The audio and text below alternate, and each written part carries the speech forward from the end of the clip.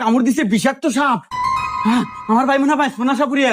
এই তুই কোনো টেনশন করিস না, আমি 42 বছর সাধন করা চিঙ্কু সাপুরিয়া, আমি 100 শুনে হাফ কেজি বিষ নামানা দেই। নন নন নন মরে গেল মনে হয়, তাড়াতাড়ি আসেন।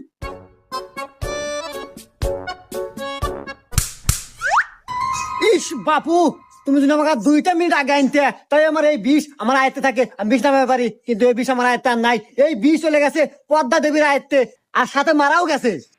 আচ্ছা সাপুরিয়া, আপনি জানি কত বছর সাধনা করিয়া আপনি সাপুরি হয়েছেন?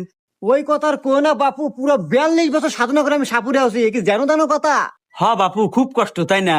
আচ্ছা সাপুরিয়া সাপ, আপনি যে কইলেন ওই মারা গেছে, আরে বাপু ও তো সাপই কামড় দেয় নাই, ও তো ঘুমাচ্ছে। আর যাক সাপ কামড় দিছে এ তো ঘরের মতো। হুমুন্দি কয় গিরা না, এত পেশাল পারে ঘুমায়ও শান্তি নাই।